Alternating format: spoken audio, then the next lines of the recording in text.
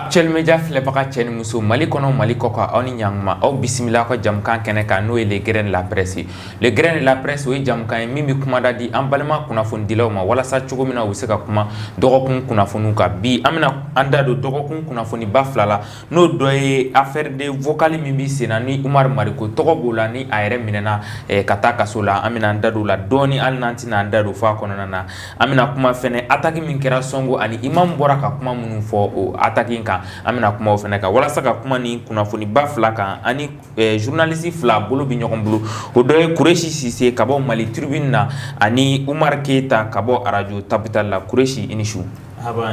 i ka foli kan ka ɲɛsin Actuel Media filɛbagaw ma an bɛ bɛɛ lajɛlen fo an bɛ Actuel Media baarakɛlaw fana fo k'i yɛrɛ fo an bɛ dugawu kɛ Ala k'an bɛn sababa ye an bɛ confrère fana fo kosɛbɛ Umar i ni ɲankuma i ka foli kan ka ɲɛsin Actuel Media filɛbagaw ma. Ok ne b'a fɔ Actuel Media filɛbaga bɛɛ halisa u k'u sɔgɔlen to Actuel Media la ka partage fana bonya sabu ni partage ka kɛ kunnafoni bɛ divulguer kɛ ka taa fɛ de donc o bɛ kɛ an bɛɛ bɛ nafa sɔrɔ a la fana donc m'o fɔ n bɛ Kureshi yɛrɛ fana fo donc Bilali k'i yɛrɛ fana fo tuguni o ma ɲinɛ Bigi ko caméra fana la donc Bigi fo kosɛbɛ. Anba n y'a fɔ a ye cogo min na an bɛna an da don kunnafoniba fila la nka aw kana ɲinɛ k'a fɔ k'aw bɛ se ka abonné an ka page Facebook la Actuel Media walima an ka chaîne YouTube Actuel Media walima an ka site internet www.actuelmedia.net i n'a fɔ n y'a fɔ cogo min na vocal ko min bɛ sen na bɔlɔlɔ sanfɛ hali ni a vocal ninnu tɛ se ka ye a tɛ se ka partager maa caman y'a mɛn Umar Mariko ale minɛna kunun an y'a ye k'a fɔ a minɛna k'a tun bɛ taa lamɛn kan na kunun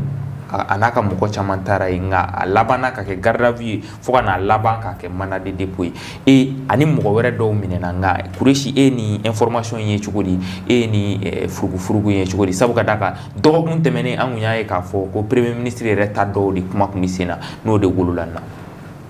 Bon ne ye kuma in na fɔlɔ an b'a fɔ communication laban communiqué laban min bɔra n'o ye collectif des avocats qui défendent Umar Mariko Kamara ani Buba Fani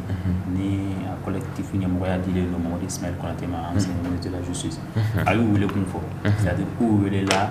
k'a sababu kɛ k'u bɛɛ nɔyelen don kuma nɛnilama dɔw circulé la réseaux sociaux kan bon kuma nɛnilama ninnu dɔw Umar Mariko kɔni welelen don k'o de ye nɛnini kɛ dɔw welelen don a partager la dɔw fana welelen don ko enregistrement ko voilà donc u lamɛnna kaɲɛ na après u taara lamɛn procureur parquet la commune 4 la donc a laban kɛra procureur ko k'u bila mandat de dépôt la parce que donc puis sans an bɛ yɔrɔ min na o de kɔni ye information laban ye pour le moment bon an kɔni b'a dɔn vocal in comme i y'a fɔ cogo min na hali ni a ma partager Facebook kan WhatsApp kɔnɔna la a cira mɔgɔ caman y'a lamɛn parce que a faamu donc n'i bɛ Umar Mariko kumakan fana dɔn kɔrɔlen i bɛ se ka bisikiya k'ale don est-ce que a faamu k'a fɔ kuma in fana na kuma dɔw bɛ a kɔnɔ minnu fɛlen tɛ voilà donc o ye dans les faits kɔni an ka lamɛnni na an ye minnu bɛ tulo kibaru la k'u welela o de la wa u bilala mandat de dépôt la k'a sababu kɛ olu de. Mais an y'a ye k'a fɔ hali a ka mɔgɔw bɔra ka conférence de presse kɛ u y'a jira k'a fɔ k'a ma dɔ wɛrɛ kɛ ko ka mɔgɔ jaabi mɔgɔ min y'a jira ka duti don a la ko maa dɔw fatira mars 91 kɛlɛ la e b'o ye cogo di i b'a ye k'a fɔ olu y'a bisigi i n'a fɔ mɔgɔ dɔ de tun kan ka bɔ ka répondre kɛ yan hali n'a sɔrɔla répondre kɛ cogo in an bɛ se k'a fɔ mɔgɔw partagelen don dɔw ko a man ka kɛ tan. Bon, i b'a dɔn l'animation politique puisque kuma in yɛrɛ sɔrɔla kuma min fɛ n'i ye vocal minnu lamɛn ani i y'a fɔ cogo min na n'i ye Sadi mɔgɔw ka déclaration lamɛn kuma sɔrɔla ko Sogɛl ye kuma dɔ de fɔ démocratie minnu bɛna ni démocratie puisque n'i ye classe ni Mariko yɛrɛ b'o la voilà ni Mariko yɛrɛ b'o la parce que n'i ye classe politique ta k'a lajɛ bi i b'a ye en 91 mɔgɔ dɔw de tun bɛ yen n'olu ko fo démocratie ka na contre Moussa donc Moussa ye kɛlɛ kɛ démocratie ka na bon Moussa était au pouvoir ale hali a ka kumaw fɔcogo la a tun pɛrɛnnen tɛ pour que démocratie ka na donc minnu bɛ ka mankan kɛ ko démocratie ka na Moussa kɛra ɲɔgɔn na bon o kɔfɛ i bɛna ye Moussa ye militaire de donc Moussa ye militaire ye et il n'a eu l'une des personnes qui est fidèle à Moussa la Kosobe et mon premier ministre là aujourd'hui Choguel Bouala Maïga au boulot là bon na fora et Moussa est préféré bon aujourd'hui avec clé nous faisons une transition clé parce qu'on donne un coup d'état le 20 août 2020 le 18 août 2020 comme il va vraiment donc on donne un coup d'état comme une communauté CDAO mon communauté son accord en niveau bâti en a signé ordre constitutionnel corona mais qu'à quelle transition pour que la ordre constitutionnel là parce que normalement il y a coup d'état qui est donc son était calme il veut pas faire là embargo be qui quand et d'ailleurs be qui font pression fait bébé non au niveau communautaire au niveau continental et au niveau international à bébé franyonga pour qu'il fique la tout faire là mais comme en situation une situation exceptionnelle mauvaise gouvernance mauvaise gestion tchara ko donc communauté nous ni communauté internationale ni communauté sous-régionale communauté continentale ben no union africaine ni CEDEAO ni ONU ou ben kan en toy en une transition que c'est-à-dire en kalo tan shi ngadi en ma en faire au pelatige faire situation difficulté de famille de ko lu be boy kataka fin kono kata comment dirais-je ordre constitutionnel wera là en a siga encore voilà donc au transition qu'on a la follow que la banda oui avec comme président flana transition man au compte au directive mania au fana nana siyelama donc qu'est-ce qui s'est passé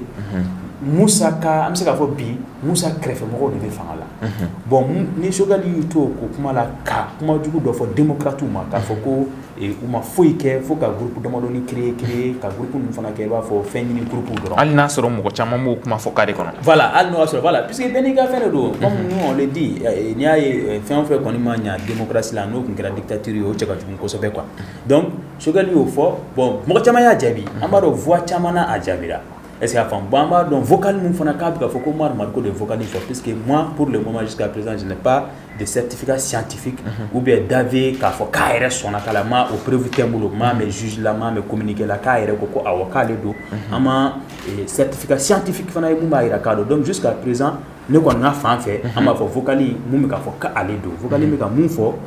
ka ajabi ay kuma kulu mun fo olubulu démocratie na limba d'accord mais kuma ka mun vocal mun passera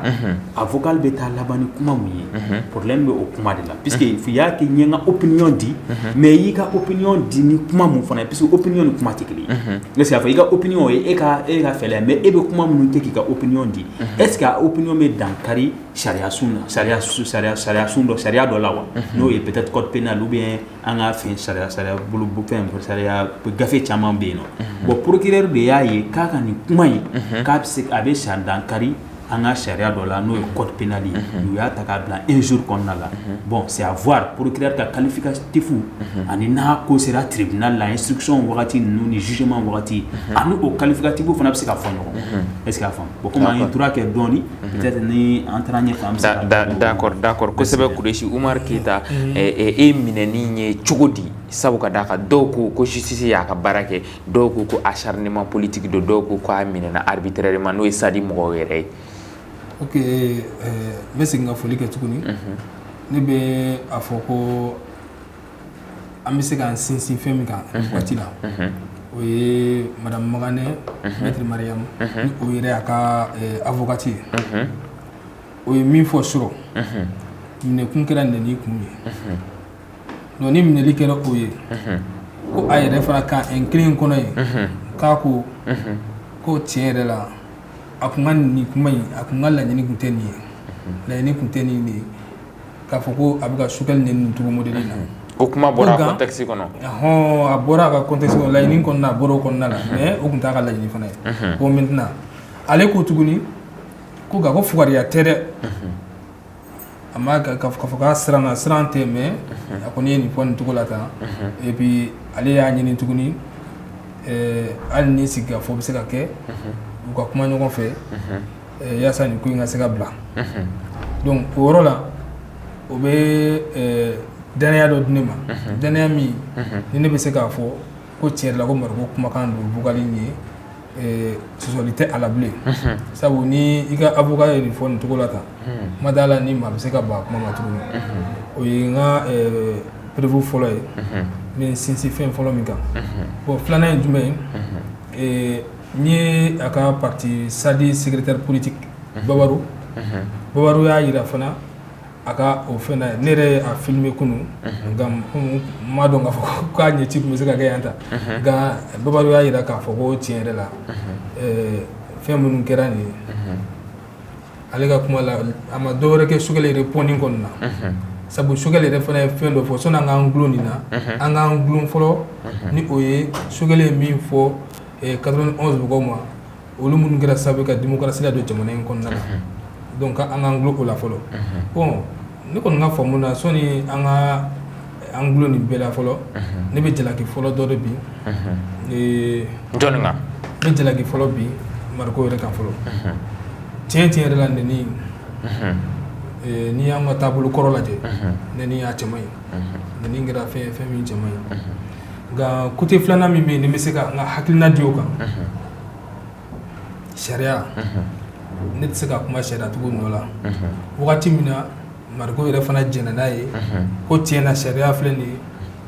n bɛ to sariya duguma n tɛ sariya sanfɛ i n'a fɔ a ka avocat y'a fɔ cogo min na a jɛnna n'o ye donc ne da tɛna don o yɔrɔ la n bɛ sariya to sariyatigiw bolo sabanan n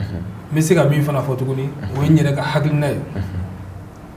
ye an ka taabolo kɔrɔ la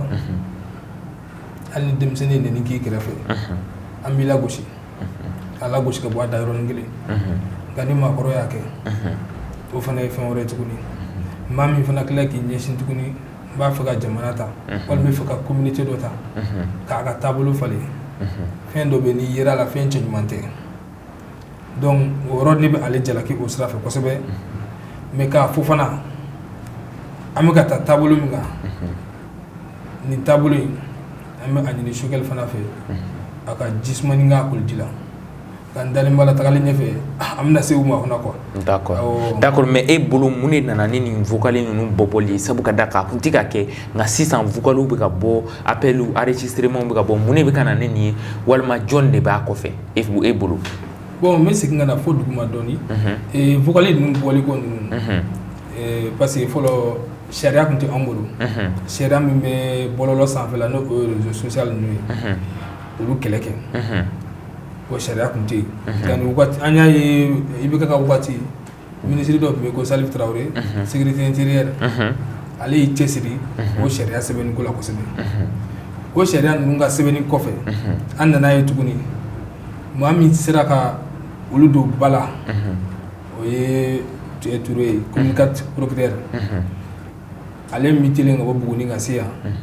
an y'a ye ale y'i sɛbɛ don ko in ma a kuma yɛrɛ cayara kosɛbɛ wa baara caman fana daminɛna ni ale ka o sɛbɛn ko in ye an nana ye tuguni ka Sogɛl tila k'a laɲini tuguni u ka formation yɛrɛ kɛ nin fɛn yɛrɛ kan formation kɛra n dalen b'a la bɛɛ lajɛlen bɔra a kalama formation ma kɛ duguli ye donc kabini o bilala sen kan sisan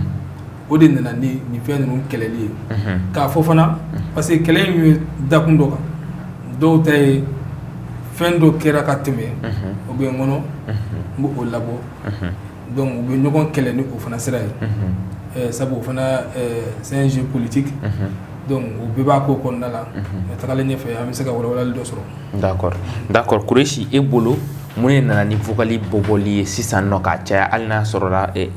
Umaru y'i da don a la k'a fɔ ko procureur ye nin baara in ta sɛbɛn ma kosɛbɛ mun de nana ni nin fo ka se yɔrɔbaw la fo ka se ala mɔgɔw bɛ k'a fɔ premier ministre ta bɛ k'a fɔ walima Umaru Mariko yɛrɛ n'ale ye parti ba ye ɲɛmɔgɔ ye an ka jamana kɔnɔ. Bon ne kɔni bolo c'est une question d'éducation est-ce qu'il y a fond puisque d'abord vocal mun bɔra kɔsan na n'o ye i b'a mɛn mɔgɔ min bɛ kuma la a tigi kumakan ni Sogɛl kumakan bɔlen don kosɛbɛ a tigi bɛ ka kuma a bɛ ka fɛn caman fɔ des questions de sécurité d'État i b'a ye a Sogɛl m'a fɔ Sogɛl don mais a tigi t'a kalama k'a bɛ ka enregistrer bon an y'a ye o bilala bɔlɔlɔ kan ten mɔgɔw y'a partager mɔgɔw y'a fɛn mɔgɔ si ma État ma bɔ quoi gouvernement ma bɔ ka kanga da puisque il faut se dire la justice a été pour que ni fɛn dɔ kɛra Sogɛl la n'a digira Sogɛl la k'a b'o dɔrɔn satisfait dɛ justice ka rôle t'o ye justice tɛ yen ni karisa nin tɛ fanga la n'u ye fɛn dɔ kɛ donc an bɛ wuli an bɛ acharnement k'u kɔfɛ justice t'o ye la justice est là pour préserver l'ordre et la quiétude publique puisque Sogɛl bɛ tɛmɛ Assimi Goïta bɛ tɛmɛ Umaru Mariko bɛ tɛmɛ est-ce que a faamu mɔgɔ wɛrɛw bɛ na la justice va rester et puis il faut souvent faire un ampleur d'eau parce que mon kera choquel là mon ta kala ma ko ka juguni ni beyo c'est en neni ni don puisque ça c'est une question morale en ba morale de do en a tabia te so ma surtout bamana ka be mo ya ko jugu il va y en a quand bela par exemple ni korobro kan ta kala ka fla kan ta kala dutu bi segi siga nen do ko bamana kan la tsikake et puis en fino ni fla yere ye ka so ati klani bado ma be so nen ke yoro do la ni feno bamana kan a tsika jugu ko jugu neni tsika jugu bamana kan be est-ce qu'il donc c'est une question de morale, c'est une question de culture. Bon, moralement c'est un grand péché, mais juridiquement ce n'est pas une grosse infraction. Il faut que les gens sachent ça. Est-ce qu'il droit la infraction, et morale la infraction qu'il était. Religion la infraction, et droit la infraction qu'il était. Est-ce qu'il donc, mais par exemple, mon kera Shogel là, Shogel enregistré le mon kera kasura ta kalama. Fait-moi du coup avenir ma ko puisque ni comme je l'ai dit Shogel nous manu dadi kasiran ku kana enregistrer et en parti politique mo koroba nous anga mo koroba be mana siran ku dadi wala sa u kana enregistrer doni be tunu quoi information be tunu parce que mo dote son affaire devant les caméras mais en sigle borla tabafo avec élaboré fait nos kalama mais activité fait à publier calé de dos ndara ni afamu quoi mais au ko inga jugu kateme hali munkira labana ni mbobo ko oro mais puisque munkira labana o dimi ko do de a tchaka jugu ne je le dis a tchaka jugu je ne suis pas d'accord avec je ne l'applaudis pas je ne l'approuve pas mais par exemple contre l'information la science et l'éducation munkira Shogel là est plus grave est-ce qu'il y a femme puisque ça va pousser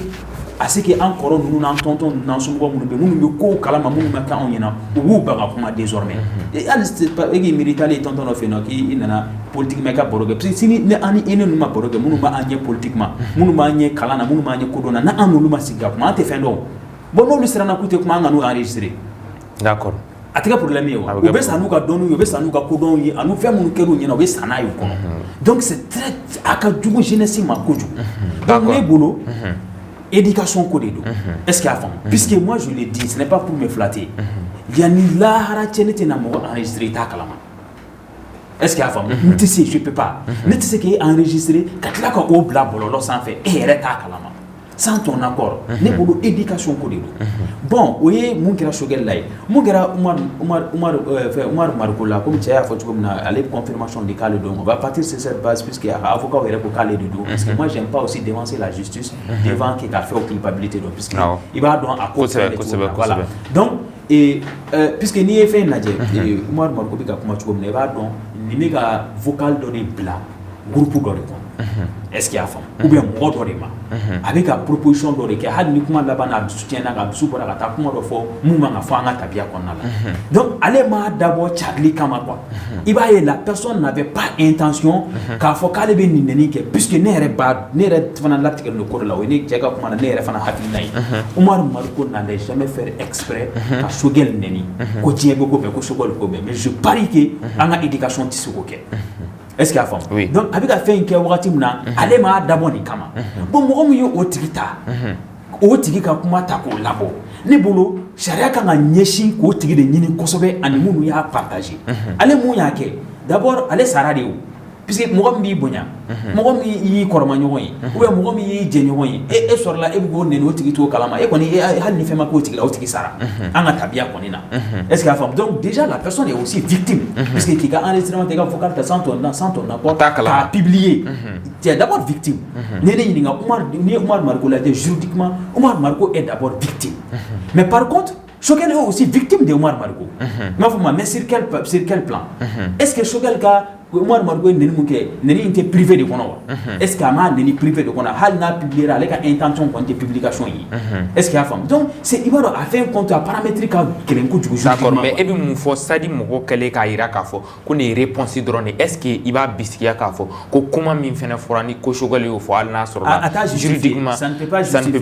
peut pas ka fo ko Omar Marko de neni kere ko neni kera Omar Marko de ka parce que Shogel est mu fo ata justifier Shogel est mu fo c'est une appréciation qu'il a donné du bilan de la démocratie. Ne bolo kuma fa tuko ara jabi tuko fana tigila katme comment dire au Shogel dara mais boulot quelles peut être les conséquences ni fin nous na à tagali kasola est-ce que parti politique parce qu'anya e ka fo ali femi tapo ani Issa Kaudimi olu farala ɲɔgɔn kan u y'u da don a la dɔɔni olu ye kumana bi u ye entretien kɛ u kumana fɛn fɛnɛ kan k'a fɔ ko peut-être justice bi dɔ ka baara la walima mɔgɔ bɛ k'u acharner mɔgɔ dɔ kan e b'a ye cogo di i n'a fɔ mɔgɔ dɔw tɛ k'a yira u kɔnɔ ko liberté d'expression de bɛ en danger ya non liberté d'expression ça il faut se le dire on a une liberté d'expression qu'on a là où moi je ne suis pas d'accord c'est le principe de séparation des pouvoirs et je l'ai né au kuma fara plateau et quand il y a jama autant que Mali là un procureur a se ka mɔgɔ poursuivre ka tila k'a tigi bila mandat de dépôt là or bɛɛ b'a dɔn juridiquement le procureur a bɛ bɔ ministère de la justice de là c'est un agent du ministère de la justice. Donc autant que au Tchouani koni be moi je serais toujours insatisfait est-ce qu'il y a forme ou ka faire un procureur un mandat de dépôt comme ça quand même c'est le système judiciaire malien donc moi je suis pas d'accord flana et mufana Omar Marko personnalité mumbala puisque infraction mun kera ka jugun ko jugu mais il faut se dire que Aramade manaka jugu afraka ta juger et ne bolo mandat de dépôt be di cause mununa cause le 14 février fera ka jugement na ko 14 février. D'accord. Bon, comment se fait-il que malgré avec tous les combats que Omar Marko a fait, Mali, avec toute cette carrière politique que Omar Marko a construit, avec toute la personnalité Omar Marko est mouillé, n'a fait Omar Marko table sous mandat de dépôt comme un délégué vulgaire puisqu'il y a erreur c'est peut-être la première fois Omar Marko ici de Kekumala. Ayashi de Kekumala et voici une première fois où on le prend dans une infraction. Les procureurs doivent commencer à respecter les personnalités. Ayati justice parce qu'à juger qu'à condamner ou qu'on a tué à ta jugement na. Omar Marko nous m'a bouga so donc côté bois, obeka bois. Et puis mandat de dépôt be black woman c'est universel avec elle de soit atiki kana bulu est-ce qu'il y a femme quoi so garantie procureur bulu ka fa nanya toy kenema ayere ma ati bulu na mo ba la domina avec absa ka atiki ou bien na atiki toran atiki na fa niye mo do fa sisa yani ka jugement donje mo ka kenema anti ka femme donc il be bla mandat de dépôt kana trouble au ko kana trouble à l'ordre public créé mo kana bi ereka awo mo kana bi ereka ou bien prévu bema dafa folo donc ni iblala e kana ta prévu instruction influencier ka prévu date prévu tout nous voilà ça ka échappé moi peut la mandat de dépôt et puis c'est universel moi je dis ce n'est pas moi qui l'ai créé droit c'est universel mon calendrier depuis on mori ka kalanya mafuma en be droit kalambe ba do mais on peut pas prendre une personnalité grande politique comme ça ka tigi la mandat de dépôt pour une question d'injure ngana famu ga ne bolo ni coup d'état ko ala kan kishi attentat à la sûreté de l'état nous faire nous ka grolé crime pas ça on peut comprendre mais un jour de doit avocat mandjugune aka djugu mais il faut voir halishini ce n'est pas dans les crimes c'est dans les ce n'est pas dans les crimes c'est dans les délits mais c'est la femme moi je ne serais pas d'accord moi mon iba sur le chevalier d'ordre Dourouma commandeur des dizaines d'années député Gradou Dourouma tout katla ko luta ou bla mandat de dépôt la comme des vulgaires délinquants moi je pense mais nous finalement que modo ko abeka yira ku bi sharia sa on est sharia sans flat que les yo mais vraiment au principe juridique de droit d'abord compter pour faire mal au gars abina da mo ko droit justice be puta justice de kama quoi justice c'est ta justice kama ay mo nga sugal la c'est dans le cadre c'est ni sugal be fait sans ni sugal plainte doit kan mais vraiment puisque a honorabilité atteint cas dommage intérêt à au lien ba ni sugal tie au moment où a nene ke ka penser n'est plus entre lui et sugal mais c'est entre lui et l'état malien Sugal ka côté aller sugal au cas yafara l'action publique il reste engagé oui il faut que les gens comprennent que la charia tu m'ont 4 ans après le bac ka droit maîtrise sur le droit là ka concours que magistrat ka 2 ans que formation là et puis pratiquer le droit continuer à réfléchir comme quelqu'un qui est dans la rue quoi on ne sait que le droit manana le droit origama dans la vie matière mununa ni adamade ni make munuya ke obseki le profane droit ba philosophie là ni si moi j'ai fait philosophie ni ma philosophie que mais le profane si j'ai fait droit ni ma droit qu'on t'appelle profane puisque après puisqu'il y a toujours un esprit derrière. Il y a la loi, il y a l'esprit de la loi. Donc, moi, je ne suis quand même pas d'accord. Moi, Marco, qu'on le prenne comme ça, comme un délinquant vulgaire, quand tu as gardé, il y a un jugement d'autre. D'accord. D'accord. Oumar, qui est à Kabon, il y avait à Kotola, Chukudi, Oumar Marco, à Kotola, Sabukadaka, Mochaman Fene, Tara, tribunal de la Mochaman Takara, Kandala, Kaendala, Modo Ninchenindo. Est-ce que atina se ka kɛ furugu ye walima e b'a bisikiya k'a fɔ ko mɔgɔw bɛna to sariya kɔfɛ o mɔgɔw bɛ to sariya kɔfɛ tiɲɛ n'u kan o ye parce que dɛsɛlen don o ye dɛsɛ sira ye n dalen kɔni b'a la kɔni nin bɛna kɛ sababu ye hali bɔli lankolon dɔw kun jɔra o bɔli ninnu na daminɛ n dalen b'o la kɔni et puis nin bɛna kɛ sababu ye tuguni ka fanga di parti politique ma tuguni u ka coalition baw kɛ pour que u ka se ka u ka laɲiniw sabati ɲɔgɔn fɛ en vrai dire an b'a f'u ɲɛna u ka sabali dɔɔni sinon an filɛ niveau min na dan karila démocratie yɛrɛ la ka ban ka sabu kɛ Choguel yɛrɛ ka kuma kun fɔlɔ minnu binna démocratie mɔgɔw hali n'an tɛ se k'a fɔ Choguel ta don sabu ka d'a ka authentifié o don ninnu na o min kɛra bon n bɛ Kourechi yɛrɛ ka kuma sɔn ji la kosɛbɛ Umar Mariko ka personnalité ko la en vrai dire ni mɔgɔ sera degré dɔ ma faso kan ka jateminɛ kɛ ko dɔ la hali ni i b'a bila a siso de kɔnɔ i ka unité dɔ ta unité ka taa dɔrɔn olu k'a kɔlɔsi a yɛrɛ ka lakana kama mais o tɛna kɛ wari bɔ ye jamana ma mɔgɔ ni fana tɛ koyi parce que olu ni anw tɛ kelen ye siga foyi t'a la Umar Mariko ne bɛ se k'a jateminɛ ne ka faamu na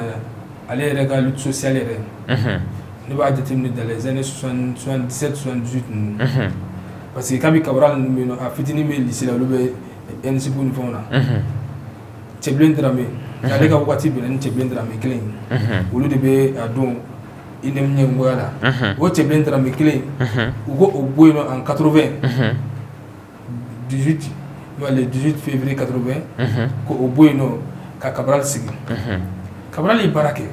parce que a ye lutte min mené a lutte noble kun don Abdul Karim Kamara di Cabral n kan bɔ ale de ma parce que Amilcar Cabral fana bɛ yen i n'a fɔ ale ye tɔgɔ in ye o de la a ye o ka baarakɛtaw a y'a kanu ka tɔgɔ in da yɛrɛ la donc o Cabral kelen an y'a ye a ka ɲɛnamaya kɔnɔna yɛrɛ la a ye kalo kelen a ye nin tɔgɔba sɔrɔ kalo kelen de kɔnɔna la ka bɔ le 18 février 1980 ka taa bila le 17 mars 1980 na ni bɛ tɔgɔba min na la tan cogo la an bɛ ka tɔgɔ fɔ monument jɔra a tɔgɔ la a ye baara kɛ o cogo de la. D'accord mais e bɛ fɛ ka na yɔrɔ jumɛn na? Ne bɛ ka na yɔrɔ min na ale bɔlen yen Musa Traoré ka régime na u ye fɛngɛ ci u ye INEM ko dabila u bɔra ka a tɔgɔ de ka fɛngɛ décret kalan u k'a dabila o don olu yɛrɛ fana tun bɛ erreur la parce que récépissé yɛrɛ tun tɛ fɛn in na INEM na. Umar Mariko ye a da disi la ka AYEM ta an yɛrɛ bɛ AYEM ka firigo de AYEM ka firigo ye donc an tɛ siga a la k'a fɔ ko an bɛ a fɔ ko AYEM ko la a ɲɔgɔn foyi ma na fɔlɔ donc démocratie fanga a y'a kɛlɛ kɛ démocratie in sigira cogo min na ne dalen b'a la a bɛ dɔ dɔn a la donc o min bɛ yen nɔ ale ni Bube ninnu an ye o ye u ye kɛlɛ kɛ kosɛbɛ Musa ka waati la an y'u ye jama ɲɛma u ye démocratie nati d'accord mais actuellement u nana ka an bila niveau min kɔnɔna la an bɔra démocratie kɔnɔna la sisan mais an donnen de tuguni an bɔra min kɔnɔ Musa ka régime na ne ɲɛ b'an donnen dɔ kɔnɔ tuguni. D'accord teliyara ka bɔ kuma na an b'an sɛnsɛn ka don an ka thème filanan kɔnɔ n'o ye fɛn min ye attaque min kɛra Sonko n'o bi centre la Bandiagara mara la an bɛna an da don o la kosɛbɛ Imamu yɛrɛ bɔra ka kuma a kan a ye jalaki bin kosɛbɛ mɔgɔ minnu bɔra ka nin attaque in kɛ k'a fɔ ko kuranɛ t'a fɔ silamɛya t'a fɔ nka ɲan'o cɛ attaque in kɛra Kourechi e ɲɛ bɛ ni attaque nin na cogo di sabu ka d'a kan villageois bɔra ka vidéo kɛ k'a jira k'a fɔ ko hali tile fila o kɔfɛ tile kelen o kɔfɛ attaque wɛrɛw kɛra ka mɔgɔw faga maloforow ni fɛnw na e bɛ nin attaque incessante ninnu ye cogo di? Bon n b'a dɔn attaque ninnu tout d'abord an bɛ dugawu kɛ Ala ka hinɛ banbagatɔw la. Ami ami. Ala ka u dayɔrɔ suma. Ami. Ami ami. Ala ka Mali bɔ ni dingɛ kɔnɔ. Ami. Mais i b'a dɔn attaque kuma a can kojugu. Est-ce que attaque ninnu kuma ka can kojugu. Attaque mun kɛra Sonko kuma t'a la quoi. Est-ce que kuma t'a la mɔgɔ tɛ se k'a fɔ ko a juguya dan ye de dan t'a juguya la. Puisque ni attaque nana bɔ marifatigiw yɛrɛ dama na ka bɔ dimi n t'a dɔn n bɛna fɛn cɛ ka dimi ɲɛsin fo denmisɛnnin ni musow ma ka tila ka taa kɛ tasumala jenini de franchement parler c'est le haut niveau quoi c'est le dernier niveau donc an t'a Ala deli ni ɲɔgɔn wɛrɛ la est-ce que a faamu an tɛ Ala deli ni ɲɔgɔn wɛrɛ la Ala ka nin kɛ nin dan ye Ala ka Mali bɔ ni dingɛ kɔnɔ quand même c'est très déshonorant c'est très désagréable c'est très adjectif qualificatif t'a là quoi, il y a pas de superlatif là quoi qui vient faire un décrit. Muso kɔnɔmaw ni denmisɛnninw olu jeni u tatɔ sugu la balo ɲini ni yɛrɛ ni c'est-à-dire quoi il y a rien. D'accord, mais e ka faamuya la i bɛ information sɔrɔ kuma bɛɛ e ka faamuya la mun de nana ni attaque ninnu cayali sabu an ka a bɛ ka kan kɔnɔ i n'a fɔ dɔ de bɛ ka fara a kan dɔ tɛ ka bɔ a la mun de bɛ ka na n'o ye. Bon i b'a dɔn terrorisme yɛrɛ ye o de ye quoi puisque an bɛ conflit mun na an bɛ conflit 3-4 ɲɔgɔn na bon an ka conflit kelen bɛ yen n'o ye mun bɛ ka kɛ mené par les djihadistes minnu b'a fɔ ko l'application ka kɛlɛ kɛ walasa sariya Mali ka kɛ état islamique ye Mali ka kɛ sariya jamana ye u ka kɛlɛ kɔnɔna la u ka kɛlɛ ye acte terroriste de posé acte terroriste kɔrɔ ye mun ye c'est-à-dire a tigi bɛ na a bɛ terreur de semer fɛn crime kɛtɔ la ka mɔgɔw la c'est-à-dire walew de kɛ quoi est-ce que a faamu donc olu ka baara ye olu ka mission o de bɛ yen o de kama est-ce que a faamu mais par exemple les enjeux politiques i b'a dɔn fɛn bɔyɔrɔ ka ca fɛn kuma ka dun est-ce que a faamu terrorisme à l'échelle à complot ka bon kojugu quoi. D'accord, Kureshi an ka autorités jɔyɔrɔ bɛ se ka kɛ jumɛn ye walasa attaque ninnu ka se ka dɔgɔya. Bon i b'a dɔn quand même an ka autorités jɔyɔrɔ ka bon kosɛbɛ ça il faut pas négliger mais il faut pas que confusion ka kɛ an na en tant que malien parce que tout récemment an y'a ye Éthiopie tout près Éthiopie capitale kun menacera yɛrɛ rebelles fɛ les rebelles de Tigray kun bɛna don capitale la mais premier ministre ye dynamisme kura ta ka bila ɲɛfɛ ka galvanisation kɛ donc tout récemment an y'a ye armée éthiopienne bɛ ka se rebelles la u bɛ ka yɔrɔ caman minɛ o la donc a guerre a n'an bɛ terrorisme guerre mun na guerre kelen tɛ quoi parce que yan fɛ guerre classique de don ennemi ka position dɔnnen aw ɲɛ bɛ ɲɔgɔn na awɔ et puis ennemi bɛ yan fɛ de a dɔnnen a ka position dɔnnen don a bɛ nin yɔrɔ de la a dɔnnen don mais par contre Mali bɛ mun na guerre tɛ quoi ce n'est pas une guerre de défense je ne suis pas spécialiste en la question n b'o fɔ depuis sisan anw bɛ mun na an bɛ insécurité de la c'est-à-dire l'ennemi a bɛ anw yɛrɛ de tu la a b'an cɛ la il mène une guerre asymétrique et de surprise a b'a ka acte kɛ dɔrɔn et puis après il disparaît donc a complot kuma ka ca kɛlɛ ka gɛlɛn est-ce que a kɛlɛ ka gɛlɛn ce n'est pas une question de position ni position de don je parie que la vaillante armée que nous avons aujourd'hui elle n'a pas besoin de galvanisation d'un premier ministre pour aller récupérer un territoire mais guerre classique c'est une guerre asymétrique est-ce qu'il y a femme guerre classique donc à programme ni guerre classique programme de créer parce que c'est même les terroristes ce qu'ils veulent c'est ça veut faire un galvaniser qu'à quand bla et qu'on prenne ça comme une guerre classique quand a armée pousser ou garata janfa dingo ni kojugu dingo kono ça peut être le placement des mines ça peut être beaucoup de choses donc il faut que un jasigi mais ça aussi ne donne pas à l'autorité politique un oreille kubu daka sunoko au kano duma c'est-à-dire il faut qu'il sache que ne ka kuma la ne kɔni faamuya la Mali terrorisme bɛ Mali la surtout dans le centre ne bolo c'est une animation de crise ne bolo quoi franchement je l'ai dit depuis depuis a daminɛ kuma c'est une simple animation c'est des diversions a ka jugu ne mun bɛ ka kɛ je ne dis pas que i n'a fɔ mun bɛ ka kɛ ko fɛn tɛ dɛ mais la vraie question du Mali c'est l'Azawad. Autant qu'on ne résout pas définitivement ces problèmes-là, on sera toujours orienté vers le centre avec des animations terroristes pour que quand il y a le vrai problème. Et le vrai problème, c'est quoi? Ça a été pris en compte par l'accord d'Alger. En avant ici, c'est si du coup, le président, ne compte boulot, n'a pas à le président de la transition a responsabilité à ou bien n'a pas élection là pour qu'un président élu vienne au Kaké, ou bien la question de la référendum et que les Maliens trachent. Moi je pense que c'est la question d'accord d'Alger. On a appliqué ou bien on a rejeté et qu'on parte en guerre. C'est pas on a souhaité guerre quoi, je le dis aujourd'hui. Mais cette façon d'indécision, il y a un c'est les gens qui meurent. Et puis autant que cette question d'accord d'Alger, cette question d'Azawad n'est pas définitivement tranchée, en même temps le problème là c'est des animations. Parce qu'il y a ce sont des animations. Le problème, le centre n'a jamais connu de problème. Le vrai problème du Mali c'est la question d'Azawad. C'est la question du Nord. On a résout politiquement. C'est-à-dire soit on met accord là et qu'on décide de pratiquer. Moi je parie que je le dis, n'en sera qu'à nord récupérer, que ce soit par l'accord d'Alger et le non-fédéralisme dont on parle, et le fédéralisme dont on parle, soit on récupère le nord militairement, n'ayant récupéré pour l'un des centres là. D'accord. Est-ce que la femme n'en sera qu'en Yeshi, qu'à accord, et Azawad problème sur les patrouilles, et qu'on réserve ce problème-là définitivement, n'en ta dialogue là, ni accord de réviser les mots, qu'on pose ça sur la table et qu'on en discute. Est-ce que la femme, sinon ce sont des gens qui sont en train de mourir pour une simple animation de crise. D'accord. Oumar Keita et Kourechi a foka foko Ningeri no baby et Koronya Fananga et Boulou Mouy Nanane ni a ere Boulou ka foko Ogosago nunu kofe ko antina ni nyoron tuiri nyoron wore et Boulou Mouni biseka keni jouer abseka ta wulu fo jumena. Bon, et d'abord ne be fait folomita. Ni mo nunu bandu de nunu. Ebolo mais est-ce que bandi manata mo kama bandi tita wari de kama walma fendo bi buru kabo minina ne bandi munu c'est-à-dire moi do ba yor zone kabo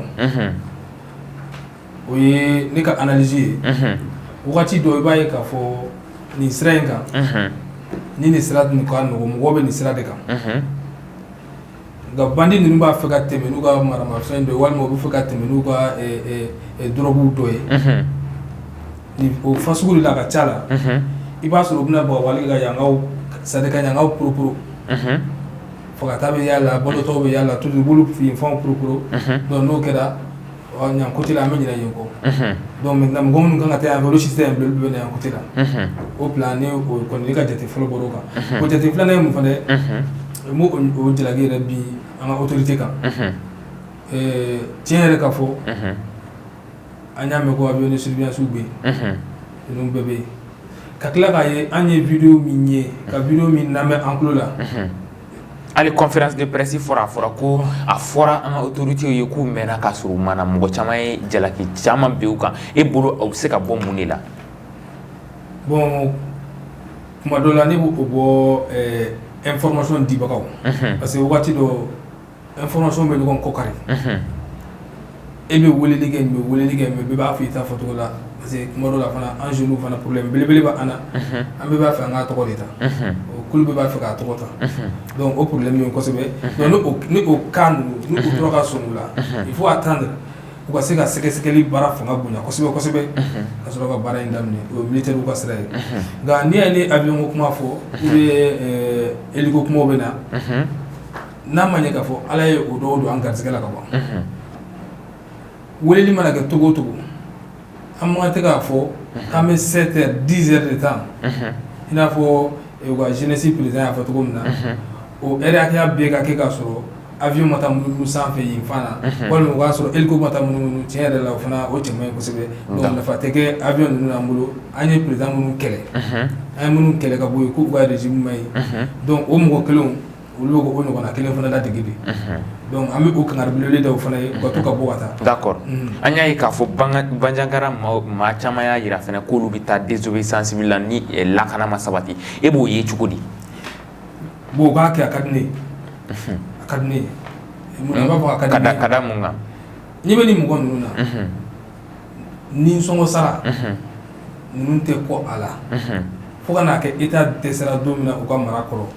ninnu tun bɛ nisɔngɔ sara donc i tɛ se ka nisɔngɔ sara i sago tɛ ka kɛ a fana ma nɔgɔn dɛ donc désobéissance mɔgɔw bolo ko ni i y'a kɛ dɔrɔn a bɛɛ ye pour que aw ka bɔ ka tiɲɛni de kɛ n'o tiɲɛni tɛ a b'aw ka dusumakasi de yira o dɔrɔn de don donc ni o kɛra ni nouvelle ordre mana di sisan nɔ ni mɔgɔw bɔra a kalama a banna a laɲini o de mais laɲini fana tɛ aw ka bɔ ka taa tiɲɛniw kɛ aw ka taa siraw da mɔgɔw ɲɛ i n'a fɔ an ye min ye ɲɔgɔnna ye yan M5 ka kɛlɛ wagati dɔw bɔra u jɔ sira la u bɛ mobilitigiw lajɔ u bɛ wari minɛ o la non o kɔni o ye bandiya ye ça c'est du banditisme donc maintenant an ka laɲini ye mun ye ninnu bɛ nin mun kɛ an fana ka a dɔn k'a fɔ ko tiɲɛ yɛrɛ la o dusuma kasilen don an ka minnu bɛ yan an tɔɔrɔlen don n bɛna n da don yɔrɔ dɔ la entre parenthèse kɔnɔ Sangamɛri a bɔra wagati dɔ i bɛ ka wagati ko a b'a ka commune a b'u to jadisiw ka mara kɔnɔna la pour que o bɛ lafiya a bɛ a fɔ don min na an yɛrɛ taara fo ye information ɲini kama u y'an lajɔ bandiw kelen k'an lajɔ ni o tun ye mujahidin mɔgɔ ninnu ye u y'an da an disi kan a kɛra a dɔ i b'a fɔ ne yɛrɛ ka don dugu jukɔrɔ tellement que n kun siranna don ne kun t'a dɔn an bɛna bɔ cogo min na parce que u ka kan min fɔ ne bɛ kan min mɛn o tɛ kelen ye o de kun ye n ka jɔrɔ ye mais an selen sanga maire ma a don a ye kuma min fɔ a tila ka segin o kelen de kan k'o fana fɔ ni état dɛsɛra olu ka lakana kɔrɔ état dɛsɛra ka olu la kisi ni na kisi donc mun b'a jira k'a fɔ ko min bɛ se k'olu ni na kisi u t'a kɛ ten cogo la et puis dɔ kumana a don a ko n'aw sɔrɔsiw taara an bɛ segin ka n'aw sɔrɔ yan ni o ye n siran a don ni fɛn filanan jumɛn bɛ min ye n siran a ko dɔ ko olu ka du kɔnɔ mɔgɔ 2 b'a la o bɛ jalisi ninnu fɛ ko maintenant aw ka du kɔnɔ ni mɔgɔ t'a la yen nɔ mɔgɔ t'a aw mun ka du kɔnɔ ninnu t'aw ka du kɔnɔ mɔgɔw t'aw ka lafiya fiyewu fo dɔ ka don a la ni dɔ ma don a la olu tɛ hɛrɛ sɔrɔ bilen donc maintenant ko mana se o degré ma o de bɛ ka fɛn yɛrɛ ne ka faamu na o de bɛ ka fɛn yɛrɛ caya yɛrɛ ka o bɛ ka évoluer ka taa fɛ parce que bɛɛ bɛ siran n'i ka mɔgɔ t'a la a kuma ka ca donc n'i ka mɔgɔ dɔ bɛ yen sisan nɔ aw ka du bɛ se ka épargner donc o ye o sira ye donc ne bɛ fɛ sisan k'a fɔ faamaw ye tiɲɛ don bɛɛ de kan k'i ta kɛ bi ni kɛlɛ tɛ kɛ i n'a fɔ baara y'a fɔ cogo min na nin tɛ kɛ ni marifa ci ni fɛnw ye ka don dugu kɔnɔ ni hakilina kɛlɛ de ye nin ta parce que du kɔnɔna la i b'a sɔrɔ du ɲagaminen don mais dugu kɔnɔ an bɛɛ bɛ ɲɔgɔn dɔn par exemple ne ye Bamakɔkura ye n'i taara Bamakɔkura bɛ cogo min na ne bɛ bɛɛ f'i ye ne b'a dɔn n bɛ da sɔrɔ n fréquenté da sɔrɔ n carré hakɛ min carré 9 n b'o fana ɲɛf'i ɲɛna parce que n'i bɛ yɔrɔ la i b'a sɔrɔ i b'a fɛnw ɲɛdɔn kosɛbɛ d'accord ni kɛlɛ bɛ kɛ o cogo modèle de la aw ka don ɲɔgɔn kan ka jateminɛ kɛ pour que état dɛmɛ fo état fana ka sɔn ka collaborer n'u ye parce que une fois Sonko mara la an camarade dɔ bɛ yen nɔ Asco mais a bɛ Espagne sisan ale dimine nana ko sɔrɔsiw dɔw ka mobili tiɲɛna u bɛ ka tɛmɛ u ka dugu fɛ ko hali foli ko u m'a kɛ donc mobili tiɲɛnen duguden bɛ mago la donc an k'a fɔ o fana ɲɛna k'u jija u ka collaborer militaire t'a la dɛ n'i taara burusi kɔnɔna la il faut collaborer avec les autochtones du village c'est intéressant et puis c'est important donc ne bɛ fɛ k'a f'u ɲɛna k'u jija o kɔni o baara in na saliya t'a la ni saliyara dɔrɔn a tɛ ban voilà Kureshi sisan nɔ ɲɔn'an ka bɔ nin kɔnɔ ni jamukan sera a kuncɛyɔrɔ ma e bɛ se ka résumé ni jumɛn kɛ nin thème 2 kan ɲɔn'an ka bɔ a kɔnɔ bon ne bɛ se ka résumé min kɛ nin thème 2 kan c'est que Umaru Mariko ka cas là je sais que dans peu de temps mandat de dépôt in a ka u ka avocat min bɛ liberté provisoire ɲinili ye bon nous kɔni b'a dɔn Umaru Mariko kɔni tɛ boli je parie que n dalen b'a la ale tɛ boli n dalen b'a la garantie bɛ yen nɔ qui peut le faire retenir avant que un jugement ka kɛ et puis pour l'image du Mali il y a un certain leader politique légitimité dɔ b'a la u ka bɔ procureur ka bolo kan mandat de dépôt in na k'a bila ka jugement don kɔnɔ ni justice i ye mun décider o don a bɛ se ka to o ma la justice peut condamner la justice est souveraine la justice c'est-à-dire il y a personne sur la loi mais quand même procureur ka mandat de dépôt in kɔni franchement parler moi je pense qu'il y a beau d'accord insécurité na toujours ala ka hinɛ tabaw la on désapprouve ni ma diya maa si ni tɛ se ka diya mɔgɔ ye ni tɛ se ka diya maa ye maa tɛ se ka tɛgɛrɛ fɔ maa tɛ se ka c'est-à-dire quoi c'est inhumain mun kɛra halisa ala ka hinɛ banabagatɔ la an bɛ mun fɔ dɔrɔn autorité mɔgɔw k'a dɔn que le vrai problème du Mali, c'est le problème, c'est la question d'Azawad.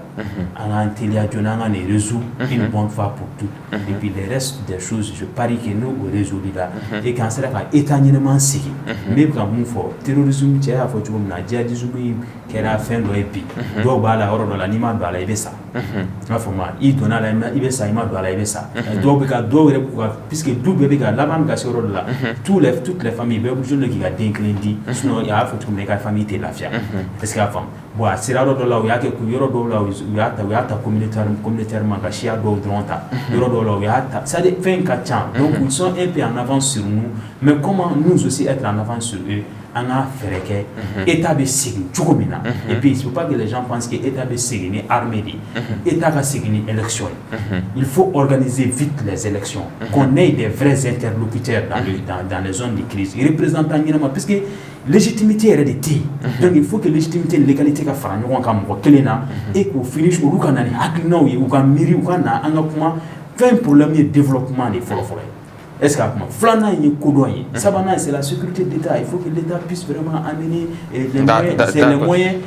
qui peuvent sécuriser lui-même État ka se k'a yɛrɛ sécuriser ce n'est pas totalement la défense c'est la sécurité donc an bɛ dugawu kɛ halisa ala ka ji kɛ nin bɛɛ lajɛlen fura ye ala k'an kisi ninnu balawu jugu ninnu ma ala ka an ka armée ka se u jugu la Kureshi ka foli kan ka ɲɛsin an filɛbagaw ma an bɛ bɛɛ lajɛlen fo hakɛto bɛ kuma kɔnɔna la an filila yɔrɔ minnu na est ce que a faamu denmisɛnniya don kodɔnbaliya fili don kosɛbɛ Umar Keyita ka bɔ nin kuma kɔnɔ i bɛ résumé jumɛn de di nin thème fila ma Umar Mariko ani insécurité bon Mariko ta la ne bɛ fɛn fɔlɔ min fɔ tiɲɛ yɛrɛ la politiciens k'u jija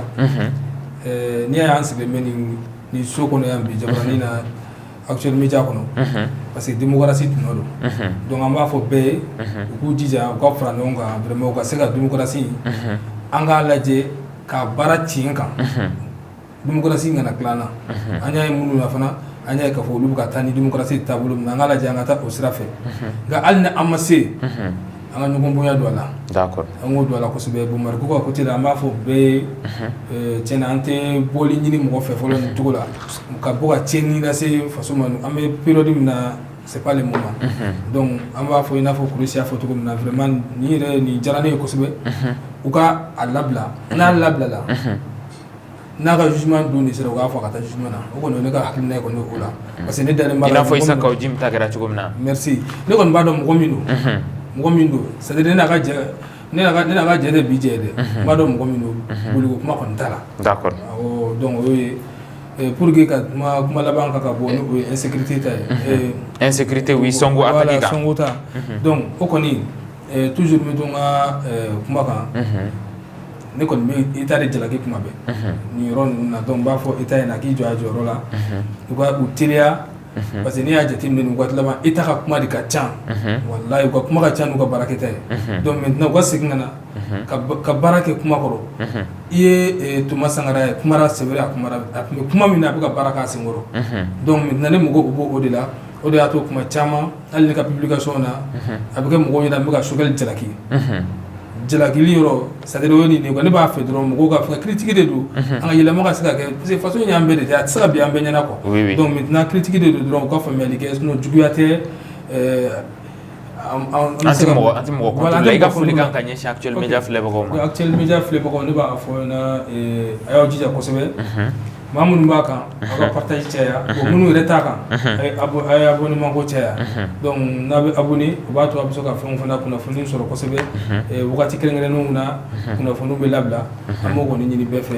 d'accord merci Umar Keyita an b'a hakili lajigin k'a fɔ ko nin tun y'aw ka jamukan ye n'o ye le grain de la presse le grain de la presse ye jamukan min bi kumada di an balima kunnafonidilaw ma ani kunnafonidila fila bolo tun bɛ ɲɔgɔn bolo bi n'o ye Kureshi Sise ka bɔ Mali Tribune na ani Umar Keyita ka bɔ radio Taputal la an kumana bakuruba fila kan n'o o dɔ ye Umar Mariko ka minɛni min kɛra vocal ko ye an kuman'o kan kosɛbɛ ani attaque min kɛra sɔngo insécurité kan an ka jamana camancɛ fana an kuman'o kan kosɛbɛ bɛɛ ye faamuta sɔrɔ a la an tɛ yan ka mɔgɔ dɛmɛ i n'a fɔ kɔrɔlen an b'a fɔ cogo min na an bɛɛ bɛ yan de ka hakilinata di bɛɛ ye tɔmɔta sɔrɔ a la an b'a fɔ ɲɛna k'aw k'an bɛɛ dɔgɔkun wɛrɛ